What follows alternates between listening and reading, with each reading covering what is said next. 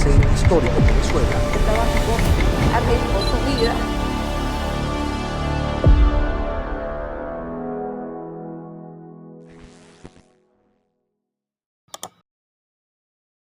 Los testimonios y opiniones emitidos en este espacio representan únicamente el punto de vista de los entrevistados, quienes dan fe de la autenticidad de los hechos.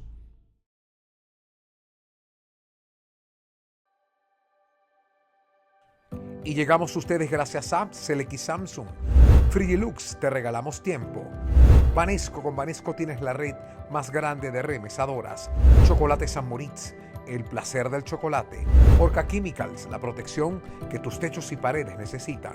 Perfume Factory, calidad es nuestra esencia sin apariencia.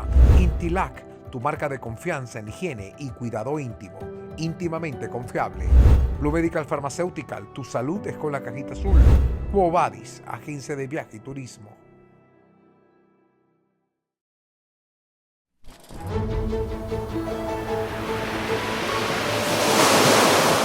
Hay personas que miran el mar como un paisaje y hay otras que lo miran como un límite. Carlos Coste aprendió muy temprano que el cuerpo puede ser entrenado, pero que el verdadero desafío está en la mente. Mientras el mundo cree que la apnea es solo aguantar la respiración, él entendió que se trata de escuchar el silencio, de negociar con el miedo y de descender donde casi nadie se atreve. Esta no es una historia solo de récords. Esta es la historia de un hombre que decidió ir hacia adentro para poder ir mucho más profundo.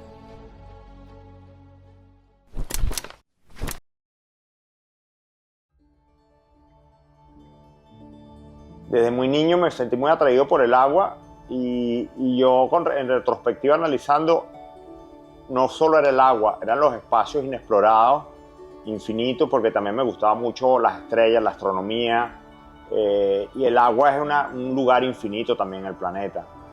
Al final me terminé yendo por el agua y no por la astronomía.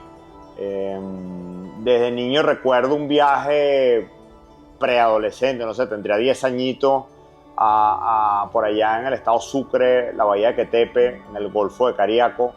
Estuvimos con la familia allá en una playita, de ver el arrecife y todo, y fue como mi primera exploración que recuerdo. No tenía equipo ni nada, pedí en la playa una máscara prestada y esa imagen del agua azul, el color del arrecife, y sumergirme debajo del pequeño catamarán que teníamos ahí, uno de esos de pedales, y sumergirme, no sé, 2-3 metros y poder ver la imagen de ese catamarán en la superficie desde mi perspectiva, me marcó. Y creó una semillita que con los años fue creciendo y algunas cosas, deportes que probé y casualidades y el destino, pues me fue llevando a las piscinas de la Universidad Central de Venezuela, que fue donde realmente tuve mi primera experiencia formal con la apnea. De niño siempre estuve alrededor del mar, se iba mucho a la playa, pescaba con nylon ahí en La Guaira, pero mi experiencia formal empezó en el año, a finales del 96-97, en las piscinas de la UCB, donde fui invitado por un pana de la Facultad de Ingeniería, que me invitó a participar en uno de esos entrenamientos del Club de Actividad Subacuática.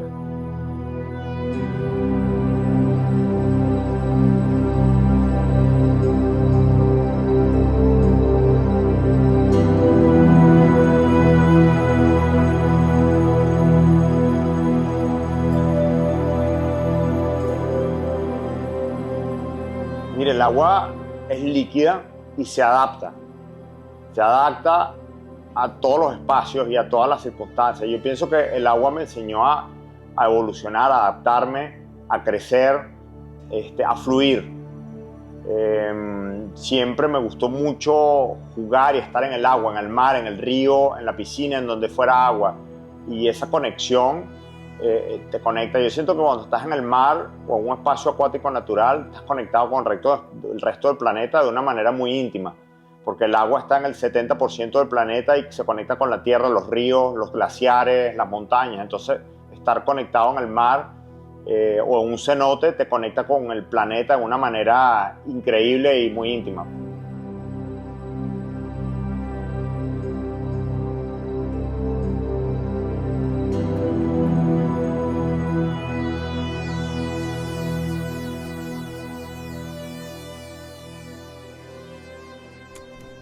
Carlos, ¿cuándo descubriste que podías ir más allá de lo normal y empezar a desafiar tu cuerpo y tus propios límites? Fue un proceso gradual.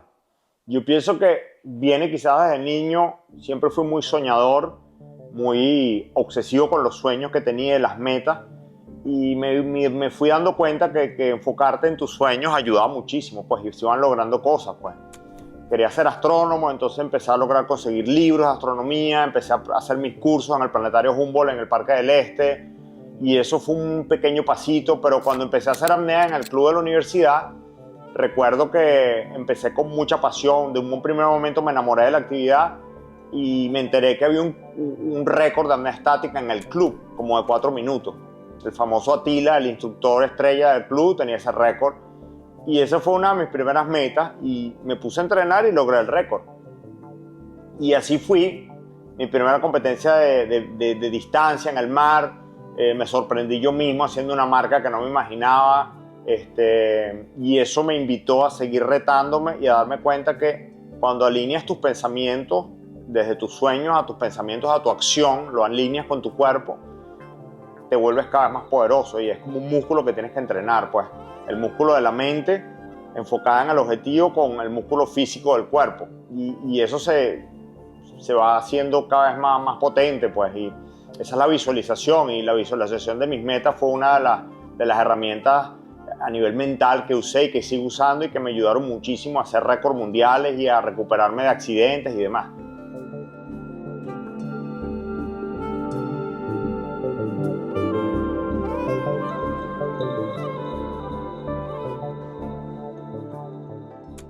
¿Cómo evalúas el riesgo y encuentras el equilibrio entre desafiarte y no cruzar una línea que pueda ponerte en peligro? Sí, eso también quizás viene desde mi crianza. Mis viejos desde muy niño me dieron mucha libertad cuando era niño. ¿Ok? Quizás algún padre podría decir excesiva libertad. Yo era de los que me la pasaba montado en un árbol, haciendo casitas en los árboles, haciendo huecos en la tierra, persiguiendo gallinas, persiguiendo animales en el bosque, subiendo la montaña, retando las olas en el mar. Y siempre me dieron bastante libertad y me dieron chance de equivocarme, caerme, romperme y recuperarme. O sea, y eso me enseñó a que es bueno a veces tomar ciertos riesgos. Y si la cosa sale mal, hasta cierto punto puedes controlar qué tanto tomas ese riesgo, pero yo nunca tuve pánico o temor a asumir ciertos riesgos. Que desde muy niño me acostumbré a asumirlo y manejarlo, controlar qué tan crítico es ese riesgo, y si me raspaba una rodilla, bueno, mala suerte, después me recuperaba.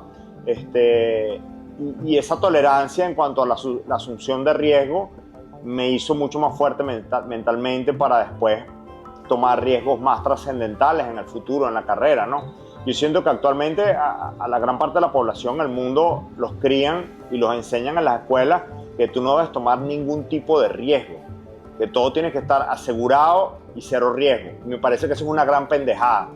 Y eso está dañando la mente de mucha gente porque ahorita nadie quiere asumir ningún riesgo. Y yo doy gracias a Dios que yo tuve la crianza que tuve y que yo sí asumí ciertos riesgos. Me caí más de una vez, tuve accidentes, tuve problemas, pero eso me enseñó a ser muy fuerte y me enseñó a lograr récord y cosas que yo nunca habría imaginado de otra manera, pues.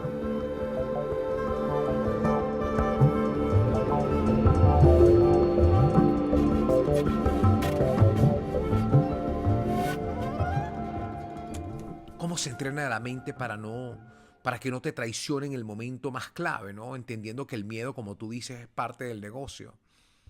El miedo es parte del negocio. El miedo es parte del negocio y no hay que eliminarlo. O sea, el miedo está ahí y te ayuda a cuidarte más y a controlar más ese riesgo que estás tomando.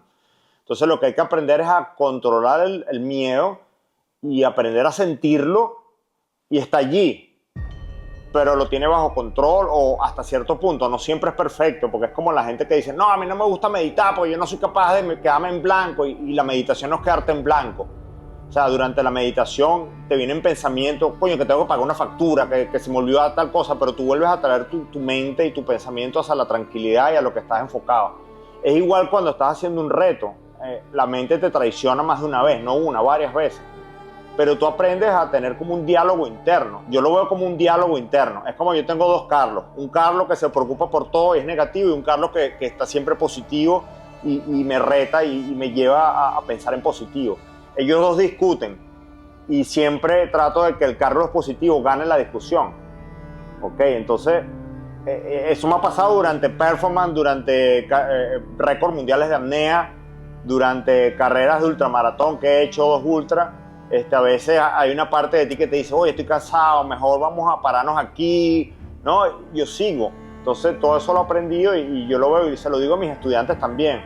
O sea, sí, plantéate como una especie de conversación interna con tus dos yo, el yo positivo, el yo negativo, y trata de que la parte positiva gane. Discute contigo y trata. Y en esa discusión el tiempo pasa también, es psicológico, porque en esa discusión, al final, cuando estás hablando contigo mismo en esa conversación interna, al final ya llegaste a la meta.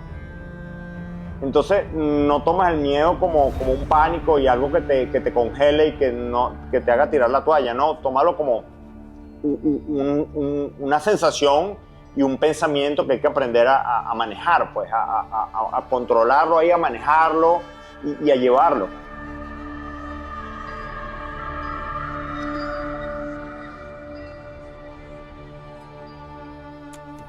Cuando aparece la inseguridad, ¿existe una forma de contrarrestar ese momento de mayor vulnerabilidad?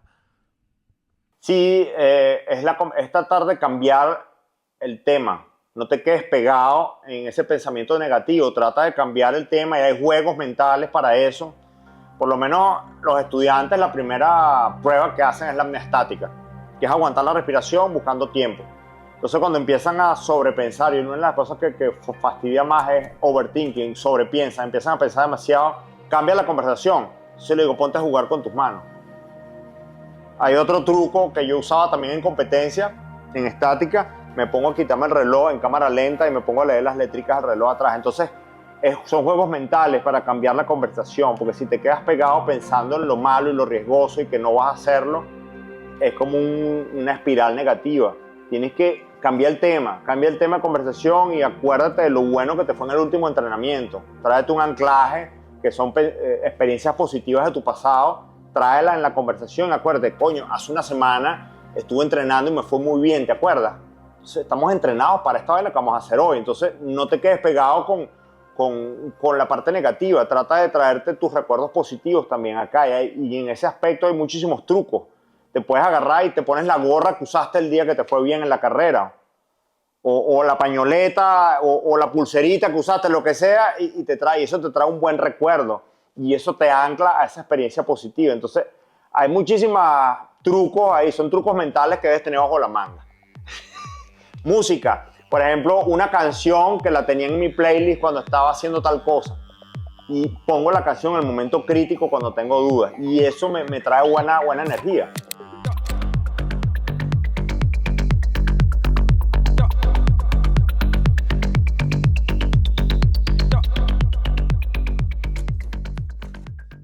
Para quienes como yo creen que la apnea es solo aguantar la respiración, ¿qué significa realmente la apnea desde tu experiencia cuerpo-mente? Uy, es una pregunta bastante compleja. Hay varios factores y cuestiones fisiológicas y mentales allí. Una cosa que debo empezar la respuesta es que el ser humano está haciendo apnea desde hace más de 10.000 años. Entonces no es como otros deportes o actividades que son nuevos y que requieren de todo un equipo o tecnología para hacerlo. Por ejemplo, la gente puede pensar que el fútbol es un deporte clásico y que el ser humano está... No, pero el fútbol tendrá, no sé, menos de 200 años. Pero la apnea tiene 10.000 años. O sea, te podrás imaginar civilizaciones muy antiguas a la orilla del mar buscando comida bajo el agua. Y para eso tenemos habilidades naturales en nuestro ser, en nuestro cuerpo, en nuestra fisiología. Entonces, la apnea la puedes hacer desnudo sin ningún tipo de equipo. O sea, para empezar por ahí. No requieres una pelota, no requieres una cancha, no requieres una bicicleta ni un paracaídas. No, la apnea la puedes hacer, te lanzas al agua sin ningún tipo de equipo, desnudo totalmente, y ya puedes hacer apnea y disfrutar de estar bajo el agua. Entonces, es un deporte mucho más cercano y natural para el ser humano de lo que mucha gente imagina. ¿Ok? Para empezar por ahí. Otra cosa, la típica pregunta que hace la gente, bueno, ¿cómo haces para saber cuándo debes salir a respirar? porque a la persona cuando empieza a aguantar la respiración te dan ganas de respirar. Y para mucha gente esa sensación de ganas de respirar es muy estresante, casi pánico.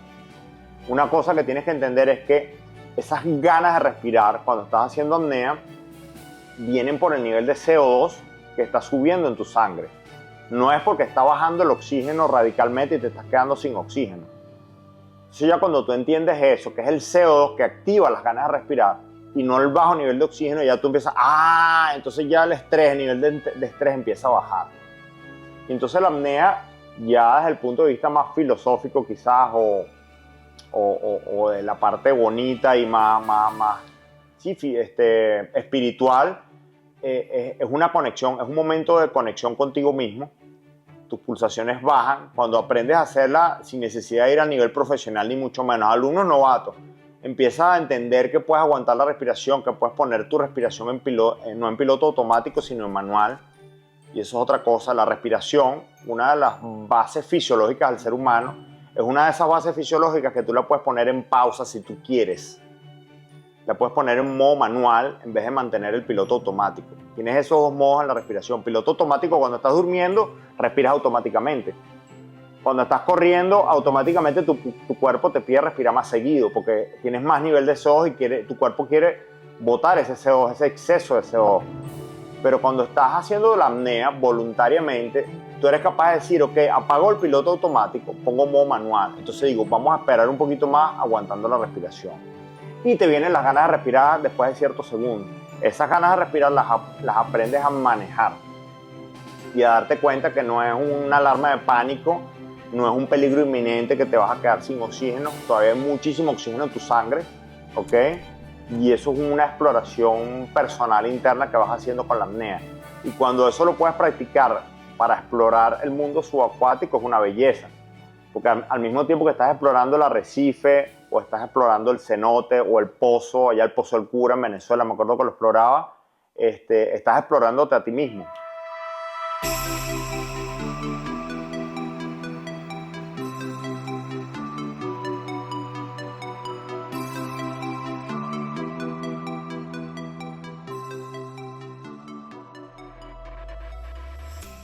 Entonces es una exploración introspectiva tuya de tu cuerpo, de tu mente, y al mismo tiempo estás explorando el espacio líquido donde estás. Bien sea la piscina o un pozo de agua en un río o tantos sitios acuáticos que tenemos por allí en Latinoamérica, en Venezuela, en todas partes del mundo tenemos unos sitios bellísimos bajo el agua. Y esos espacios subacuáticos representan más o menos el 70% del planeta.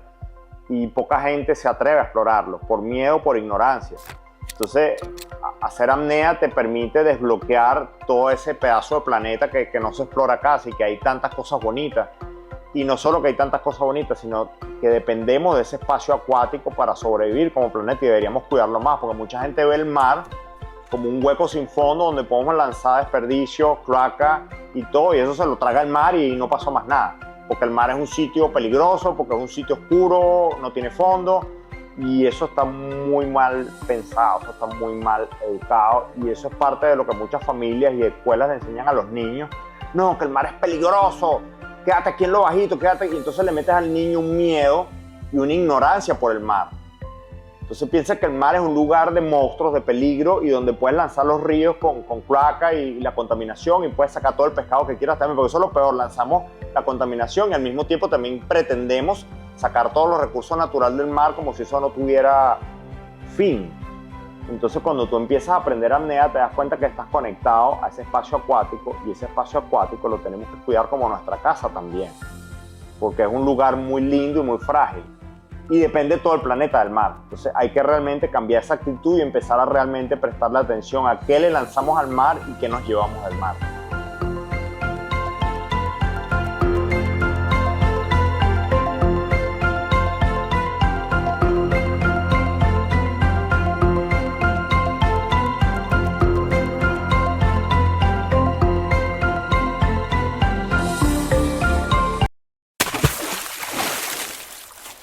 Orca Química, protección para tus techos y paredes.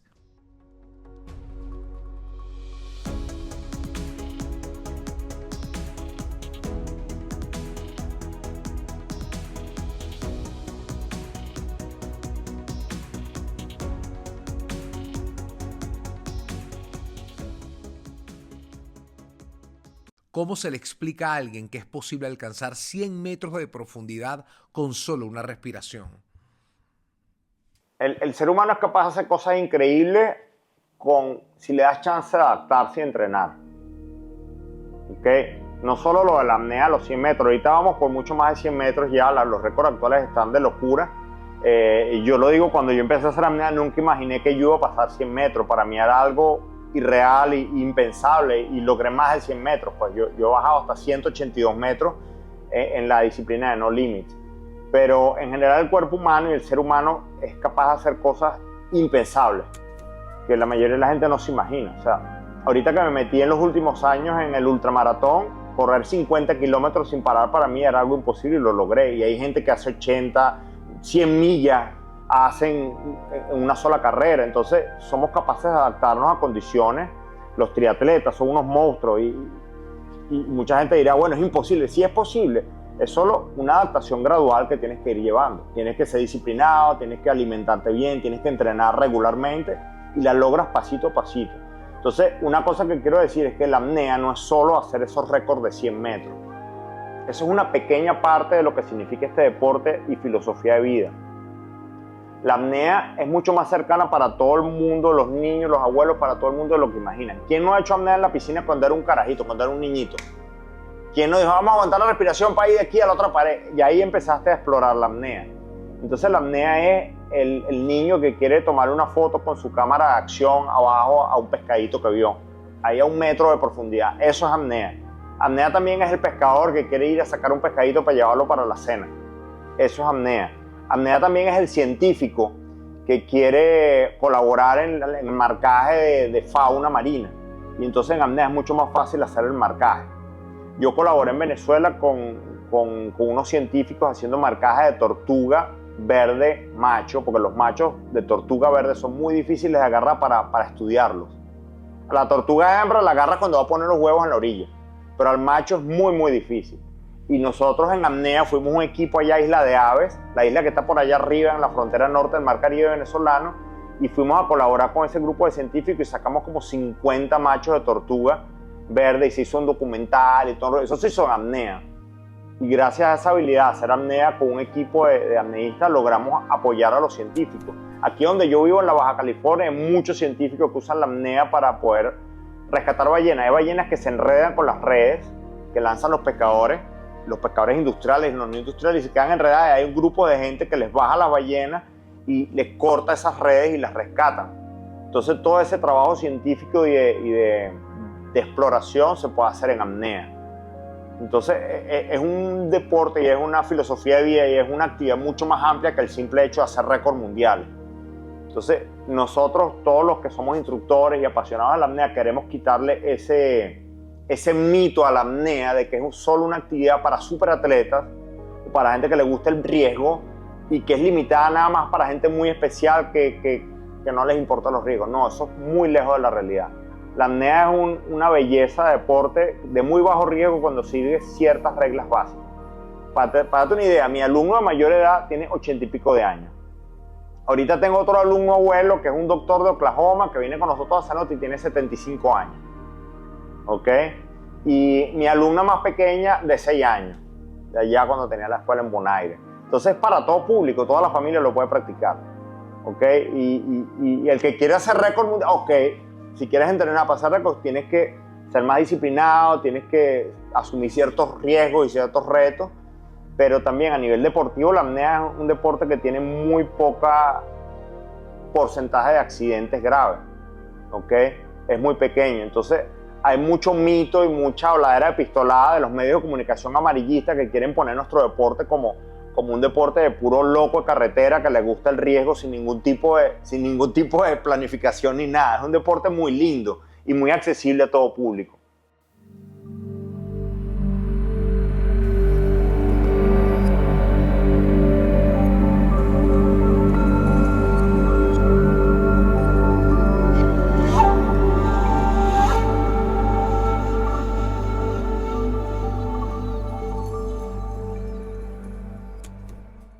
¿Es posible reeducar el cuerpo sin ir contra sus límites naturales? cómo alguien incluso de 40 años, 45 años puede marcar nuevos retos y definir sus propios límites. En cierta forma es reeducar ciertas cosas, principalmente cómo ecualizas, cómo mueves el aire. ¿Okay? Hay una movilización de aire para poder ecualizar los oídos. Y allí tiene que haber una cierta reeducación de los músculos acá en la laringe, de la glotis, de la lengua, para tú movilizar el aire de los pulmones y poder mandarlo a los oídos. Eso requiere paciencia y entrenamiento, una reeducación. A veces yo le digo que es como que hackeas el sistema, porque tú estás hecho principalmente para... Esta zona aquí está hecha como para tragar alimento y respirar. Pero cuando haces ese manejo del aire para ecualizar, es como que tienes que robarte un poquito de aire de los pulmones y mandarlo para la cabeza, para los oídos. Entonces ahí hay una reeducación. Pero es increíble la capacidad del cuerpo humano de reeducarse y de adaptarse. Y si lo vas llevando de manera responsable, paso a paso, lo haces de una manera muy saludable también. Porque es una adaptación que logras y al final puedes disfrutar de profundidades y de experiencias increíbles, de explorar lugares que de otra manera serían imposibles de explorar. Porque también tú dirás, bueno, pero bajo con un tanque de aire comprimido como hacen los buzos scuba, pero también los buzos scuba tienen muchas limitaciones por el equipo. A nivel de apnea tenemos cierta libertad de movimiento y de cosas, pero hay que entrenar. Entonces se logra con paciencia y entrenamiento. ¿Okay? Y es cierto también que hay ciertos individuos que no tienen tanta facilidad como otros. La anatomía forma parte del factor allí, ¿no? Entonces hay estudiantes o hay apneístas que les cuesta más tiempo lograr cierta profundidad porque tienen que lidiar con cuestiones anatómicas de la trompa de Eustaquio que les cuesta ecualizar. Gran parte de la limitación es ecualización de oído. Y eso viene con tu anatomía y también que tengas alergia y otra serie de cosas. Entonces ahí viene gran parte del freno que le ocurre a gran parte de los atletas o también a gran parte de los estudiantes para avanzar. Pero avanzas, o sea, con paciencia. Yo he visto estudiantes que no ecualizan ni un metro y con paciencia logran bajar profundidades increíbles. ¿Okay? Yo tuve la suerte de tener una buena anatomía y me permitió avanzar rápido. También el hecho de vivir en Venezuela y en Caracas, cerca de las costas profundas venezolanas, me permitió entrenar de manera regular en la profundidad. Y también mi pasión, mi fiebre, como me decían en la universidad, 90 grados de fiebre, me motivó y me permitió avanzar rápido. Entonces, si estás motivado a competir, tienes esa meta y estás motivado y ciertos factores o planetas se alinean, que tengas accesibilidad al agua profunda, que tengas unos buenos compañeros que te apoyen para ir, porque la idea es que nunca vayas solo cuando vas a entrenar. Y eso me ayudó mucho a empezar en el Club Casa UCB allá en la Universidad Central, conectar con la gente correcta. Eso te puede llevar a más allá de los límites establecidos, pues. Pero es eso, es una alineación de planetas allí, no solo eres tú. O sea, parte de hacer el récord de los 100 metros eres tú, pero gran parte también es conseguir el apoyo, conseguir el sitio donde entrenar, porque este es un deporte tan especial y tan nuevo que no hay una cancha, no es que voy allá al Estadio Olímpico de la universidad y voy a entrenar, no, tienes que ir al mar en un momento específico que no hay tantas corrientes, no hay tanto oleaje y que tengas un bote, que te apoye. Entonces hay una serie de factores que te permiten hacer esos entrenamientos y lograr esas marcas.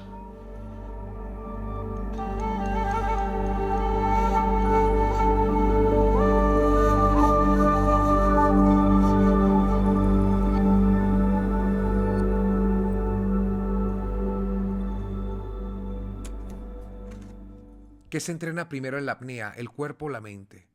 Ok, depende. Depende. Hay alumnos que requieren más un trabajo mental. No, te voy a reformular mi respuesta. Empieza con la mente.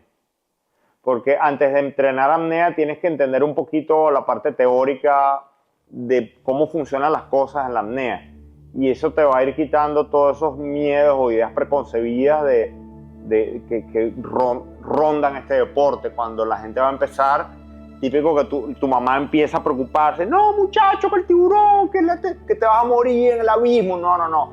Cuando tú logras el conocimiento de que hay una ciencia detrás de esto, hay toda una experiencia de muchas décadas y que el ser humano está haciendo apnea desde hace 10.000 años porque tenemos facilidades anatómicas en nuestro cuerpo, eso te tranquiliza y mentalmente ya te prepara para empezar a practicar en el agua. Es más, el proceso es primero mente, estudias teoría, después práctica en seco y después práctica en el agua. Entonces ese es el proceso educativo aquí.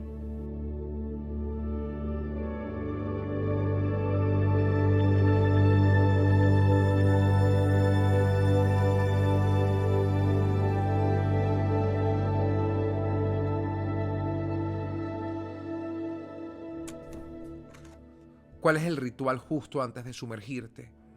Ok, el ritual. El ritual comienza desde que me despierto.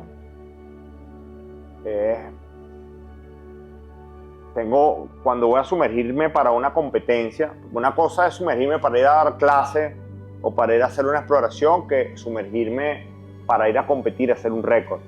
Digamos que la pregunta es respecto al récord.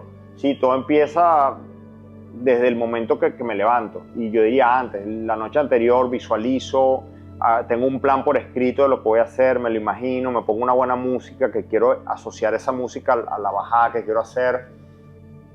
Uso todos esos recursos mentales para que mi visualización sea muy poderosa, ¿ok? Y ese dive, esa inmersión se queda grabada en mi mente. Prácticamente realizo toda la inmersión la noche anterior. Y varios días antes empiezo a darle vueltas. ¿Cómo la voy a hacer? ¿A qué profundidad voy a dejar de aletear? ¿Cuántas patadas voy a dar? ¿A qué profundidad voy a cargar mi técnica de ecualización? La alarma del reloj, todo ese tipo de cosas yo las voy programando y las voy ajustando. Y es como un plan de vuelo la cosa. El día que me levanto hay un momento de ir a comer algo muy pequeño para facilitar la digestión, ir al baño, en qué momento voy a hacer el estiramiento en seco. Todo eso es un ritual, o sea, eso ya es un programa mental y lo planifico, ¿ok? Digamos que en el momento que estoy antes de sumergirme en el agua, me gusta, cuando es a nivel competitivo, empiezo acostado boca arriba para respirar con más calma y empezar mucho más relajado y poder llenarme más fácilmente los pulmones. Me lleno de aire hasta tope y me doy la vuelta y hago lo que le llaman el dog dive, o en español venezolano le decimos el quiebre o golpe de riñón, ¿okay? Que es la maniobra para comenzar la bajada. Todo eso yo lo visualizo y lo repaso en mi mente horas y días antes de hacerlo. Entonces cuando toca el momento de hacerlo, ya como que lo hice, mentalmente ya está hecho, y eso me ayuda muchísimo a lograrlo.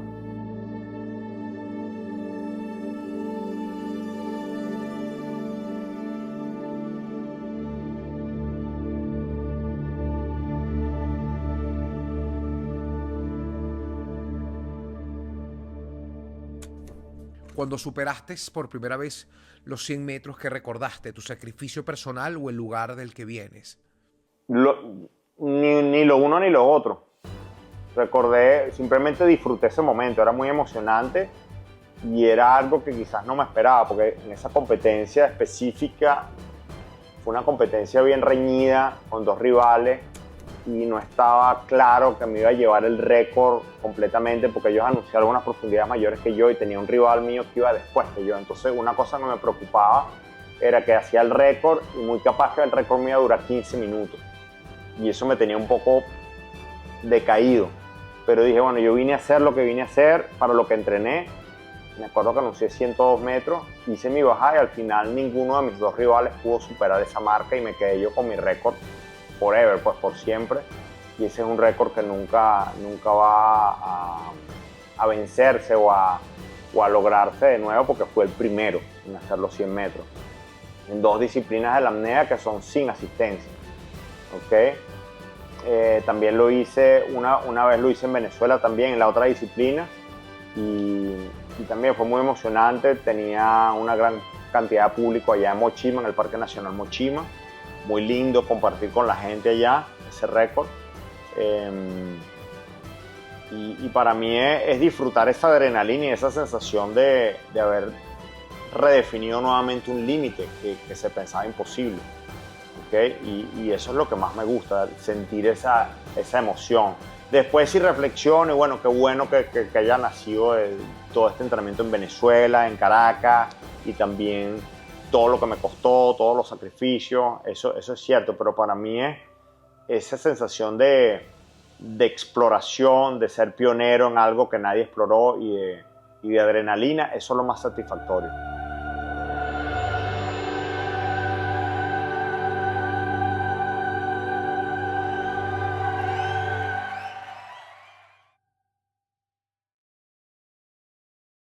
¿Qué significó ese récord no solo para el deporte, sino para un venezolano?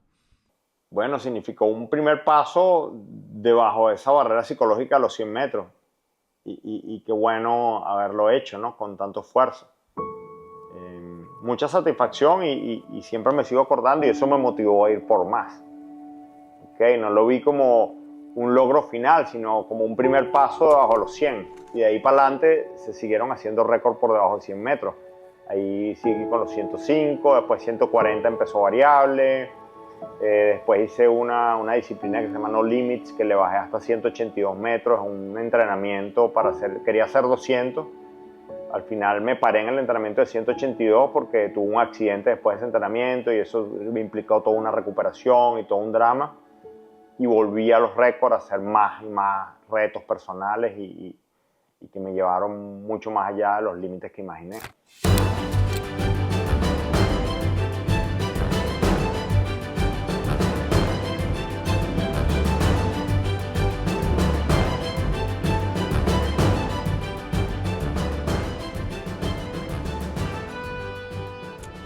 ¿Qué se busca emocionalmente en aquellos años de empuje máximo?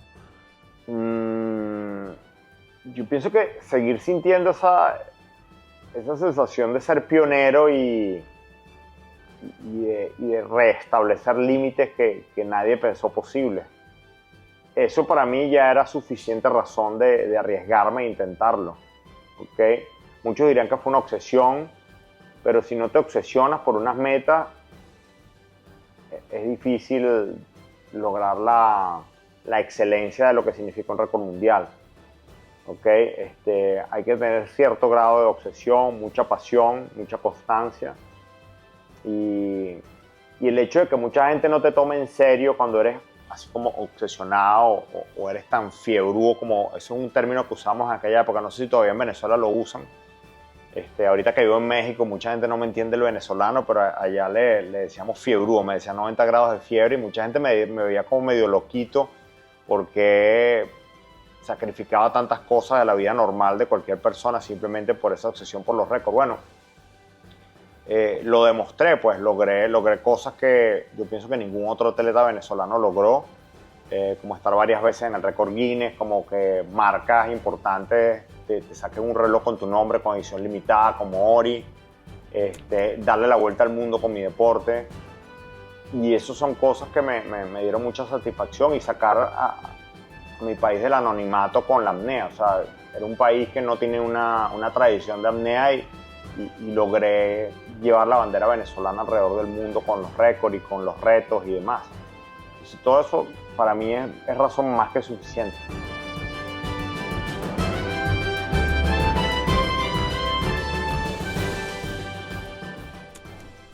¿Qué rol jugó Venezuela en tu disciplina?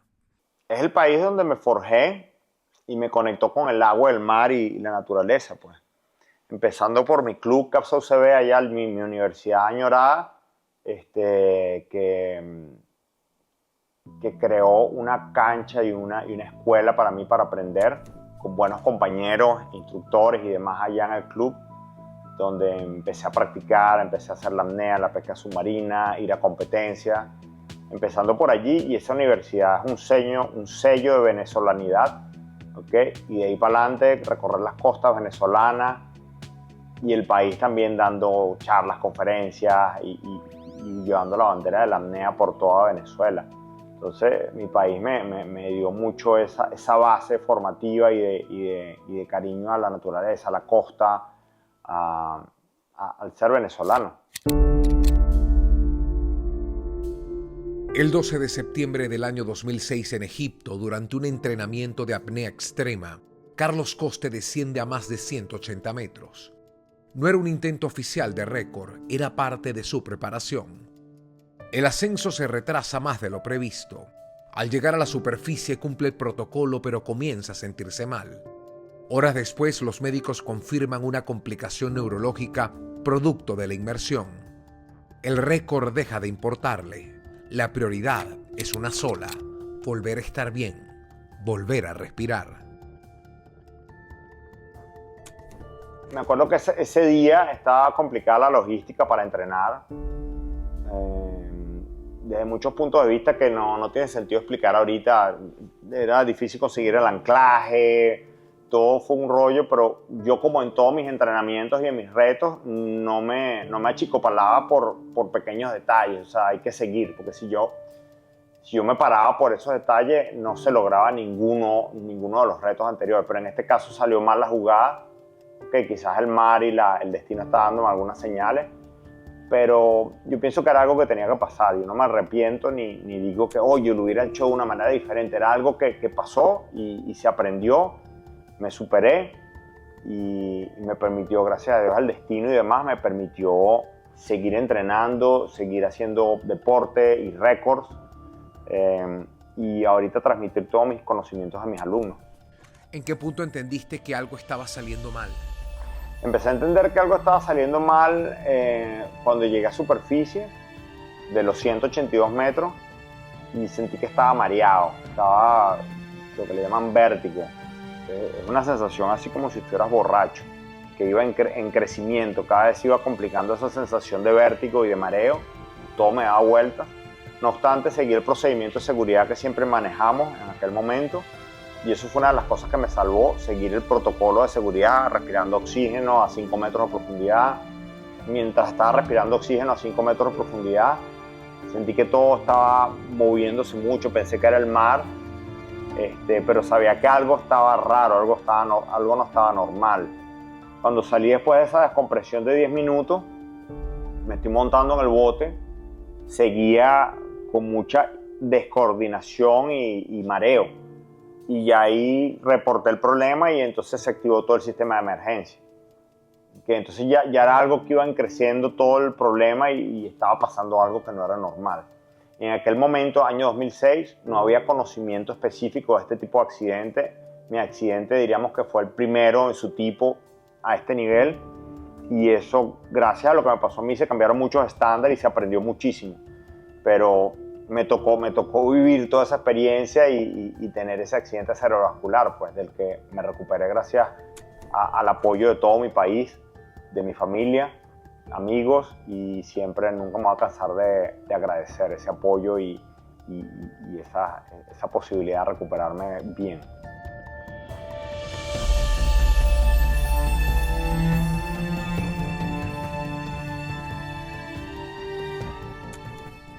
¿Qué te dijeron los médicos que había ocurrido dentro de tu cerebro y en tu cuerpo? Sí, me dijeron que había ocurrido un accidente cerebrovascular, una embolia gaseosa. En aquel momento no estaba totalmente claro. Veía que pareciera que varias burbujas de gas subieron por mi torrente sanguíneo y hicieron daño a nivel neurológico en el cerebelo. ¿Okay? Eso me complicaba la movilidad de todo mi lado izquierdo. Y era un pronóstico incierto. O sea, no podían garantizar que me recuperara o que iba a empeorar o nada. Entonces estaban muy precavidos conmigo, preocupados. Yo, a pesar de toda esa crisis y toda esa incertidumbre, siempre mantuve una actitud muy positiva, desde un primer momento, a pesar de que me costaba mucho movilizarme, ya yo quería empezar a planificar mi regreso al entrenamiento. Y eso yo pienso que me ayudó a recuperarme más rápido, porque me sentí motivado a hacer toda mi fisioterapia y toda mi recuperación, porque realmente quería volver a la arena deportiva, porque quería volver a estar completamente, ser Carlos completo, pues Carlos el deportista, el que se mueve, el que se sumerge. Y eso me motivó a entrenar al doble de las posibilidades, pues. Yo hacía el doble de la fisioterapia, todos los ejercicios, casi obsesivamente, para recuperar todas mis habilidades físicas y mentales también. ¿Se piensa que la carrera o incluso la vida ya habían terminado para ti, Carlos? Tenía miedo, pero nunca lo pensé como algo definitivo. Yo pensé siempre que me iba a recuperar. O sea, siempre lo dije, quizá voy a tardar un poquito más, un poquito menos, pero voy a hacer todo lo posible por recuperarme y volver a estar activo al 200%.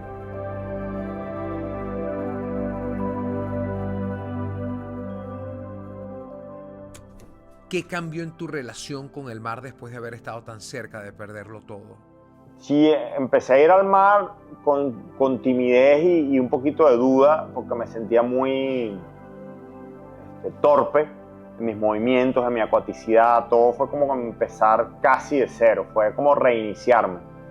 Okay, tanto así que me metí en una escuelita de natación a agarrar clases básicas de natación, pues necesitaba reiniciar toda mi movilidad, mi técnica de nadar, mi conexión con el agua. Y se fue dando, yo diría más rápido de lo que mucha gente pensó, porque al año siguiente del accidente fue en 2006, en el 2007 yo estaba metido en el agua entrenando, con supervisión. Yo fui negociando con los médicos para que me fueran dejando entrenar gradualmente y en supervisión con mi evolución a nivel neurológico.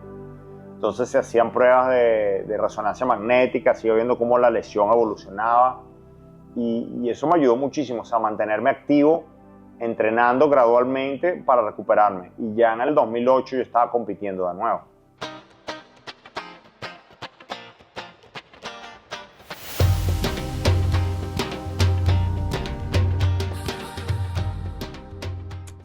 ¿Qué te enseñó la muerte sobre la vida? Bueno, con toda esta experiencia y todos estos riesgos y también viendo que otras cosas que han ocurrido a amigos, familia y demás, es que estamos sujetos a morir en cualquier segundo que venga. Pues entonces, disfrutar y aprovechar la vida lo mejor posible es la regla para mí. Y si toca elegir, yo prefiero morir en acción que morir en una cama enfermo o algo por el estilo. Entonces, para mí, hacer mi deporte al 100% y a veces al 200% y disfrutar lo que realmente me apasiona es mucho más importante que otras cosas. Y eso me ha obligado también a tener un estilo de vida muy especial, cuidarme mucho más que otra gente en las otras cosas, porque quizás asumo ciertos riesgos y mi estilo de vida requiere ciertos riesgos en el mar, pero tengo que tener un balance por el otro lado. O sea, me alimento muy bien, tengo disciplina respecto a la parranda, a ciertas cosas, entonces me mantengo un estilo de vida que me balancea, porque no puede ser todo extremo, no puede ser que hagas deporte a nivel extremo, pero también tengas una locura de vida a nivel de comida, o comer mal, o estar de parranda, o el alcohol, drogas, ese tipo de cosas. Entonces, para mí es muy importante, si hago deporte, el deporte es mi droga, se podría decir, y me apasiona y me divierto y me da mucha adrenalina. Por el otro lado, mi vida en casa, mi vida con mi alimentación, con la parte social, es quizás, podría decir, conservadora o tratando de cuidarme mucho más allí. Pues. Okay, entonces me cuido mucho en lo que como, en cómo entreno, en no trasnocharme demasiado. Okay. Ahora que ya no estoy tan activo como deportista de alto nivel, me puedo relajar un poquito aquí en México, puedo disfrutar un mezcal de vez en cuando y salir de parranda con amigos y mi chica, pero eso igual me mantengo muy disciplinado porque estoy dando clase y siento que para ser un buen instructor de apnea tienes que ser también un buen ejemplo a seguir. Entonces mantengo un estilo de vida bastante saludable y ejemplar en ese aspecto de cómo te alimentas, cómo manejas tu disciplina entrenando en el gimnasio, corriendo y demás.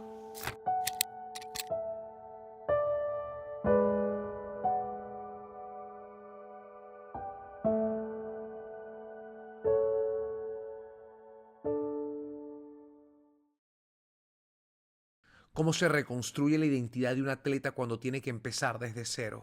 Yo no diría que empecé desde cero, porque gracias a Dios el accidente no me afectó mentalmente prácticamente. Era principalmente físico, era a nivel de coordinación motora. O sea, lo que es balance, equilibrio de mi lado izquierdo estaba bien comprometido. Entonces, esa fue la parte que yo trabajé más y me puse a trabajar fuertemente, ¿ok? Se podría decir que empecé de cero y quizás de menos 50 en algunos aspectos de coordinación, porque era como un bebé caminando pues, y nadando, y eso lo tomé como un reto deportivo. Pues si toda esta visualización, estas técnicas de visualización que mencioné anteriormente y de soñar despierto y de tener disciplina en el entrenamiento funcionaron para hacer récords mundiales, ¿por qué no usarla para mi recuperación del accidente? Y tal cual, pues yo usé toda esa disciplina y esa parte mental de motivación, de mente positiva, para ir recuperándome paso a paso, y a veces no tan paso a paso. Mi recuperación yo considero que fue en muchos aspectos vertiginosa, porque realmente estaba muy motivado a recuperarme. ¿Okay? Y entrené duro, lo tomé como si fuera un récord mundial nuevo y trabajé muy duro para recuperarme bien y al 200% en muchos aspectos.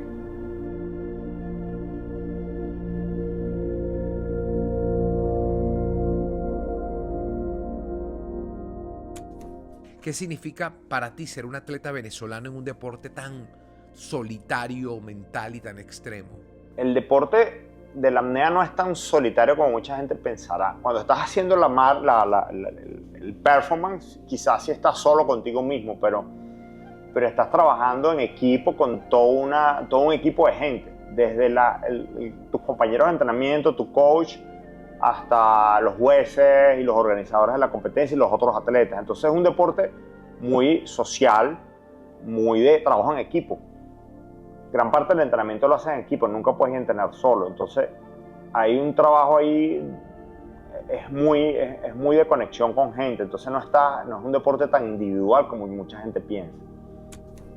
Al momento de la chiquita, al momento de la marca, sí estás contigo mismo y es un reto hacia ti, de superarte a ti mismo. Y eso está bien bonito. Y como venezolano, bueno, qué orgullo poder llevar la bandera venezolana a las profundidades y de regreso, pues, triunfalmente.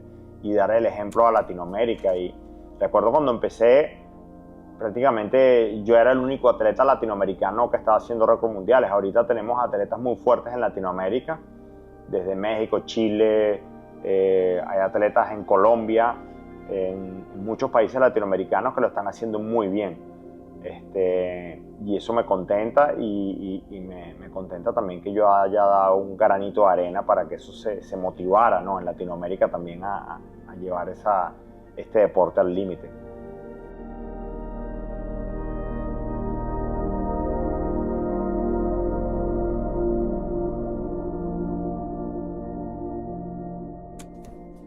¿Qué has querido mostrar del país con cada descenso?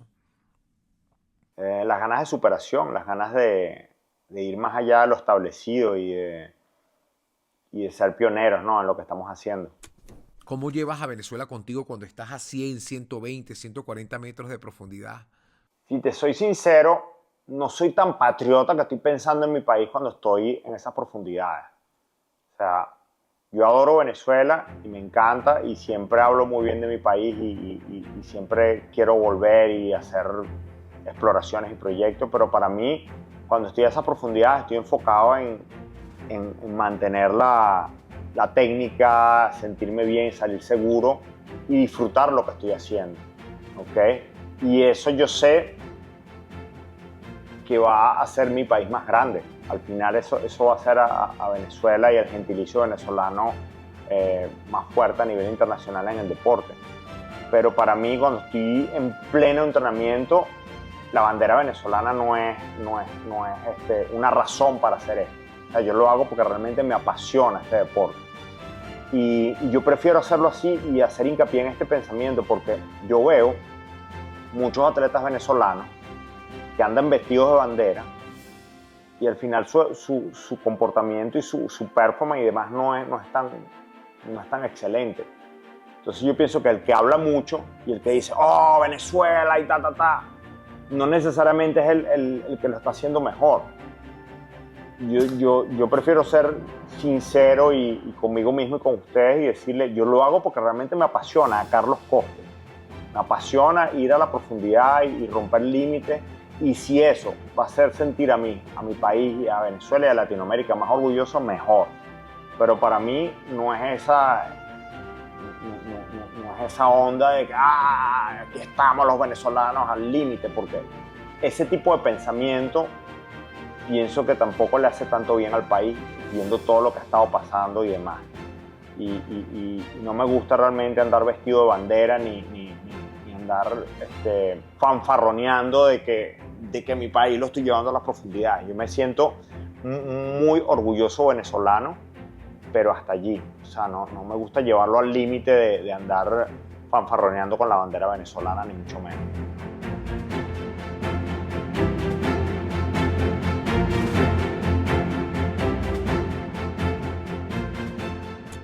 ¿Qué le enseña tu historia a un país acostumbrado a la resistencia? Bueno, que el esfuerzo y la constancia vale la pena, que sacrificarse hasta cierto punto vale y da frutos, ¿no? Y creo que lo hemos estado demostrando los venezolanos todos estos años. ¿Okay? Y espero que se logre lo que todos sabemos que se tiene que lograr muy pronto. Esperemos que sea así y esperemos que todos nos reencontremos más pronto que tarde. ¿Qué legado quisieras dejarle a Venezuela? Bueno, yo pienso que lo que yo he hecho a nivel deportivo y de vida, que sirva de ejemplo a niños que se están educando, que están empezando a creer en sus sueños, ¿no? Y llevarlos adelante y no solo soñar, sino también meterle acción al asunto, ¿no? Soñar despierto todo el tiempo y visualizar no funciona si no le metes acción, no le metes músculo y actos y actuar en tal sentido. Entonces yo pienso que ese es uno de los ejemplos que yo quisiera dar, que es alinear tus pensamientos con tu cuerpo, con tus acciones, para que se hagan realidad. Y querer el mar, respetarlo, querer el suelo de tu país y respetarlo y llevar la bandera más en el corazón que en el uniforme. Entonces a mí me parece más importante llevar la bandera venezolana en el corazón que andar exhibiéndola por ahí, como mucha gente. Yo espero que eso sea una de las cosas que se aprenda estos últimos años.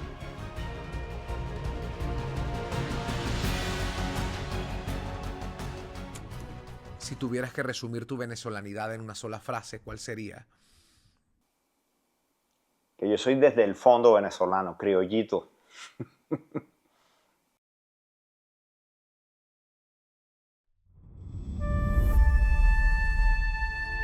Bajar tanto es aceptar que el control es una ilusión, que el cuerpo tiene memoria pero la mente tiene que aprender a no traicionar.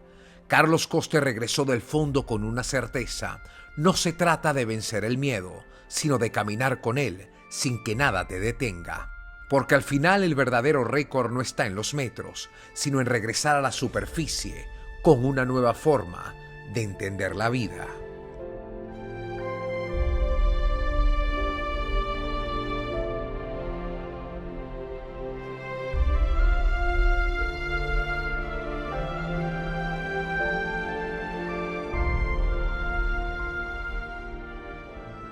Y llegamos a ustedes gracias a Select Samsung. Frigilux, te regalamos tiempo. Banesco, con Banesco tienes la red más grande de remesadoras. Chocolate San Moritz, el placer del chocolate. Orca Chemicals, la protección que tus techos y paredes necesitan. Perfume Factory, calidad es nuestra esencia, esencia sin apariencia. Intilac, tu marca de confianza en higiene y cuidado íntimo, íntimamente confiable. Blue Medical Pharmaceutical, tu salud es con la cajita azul. Quo Vadis, agencia de viaje y turismo.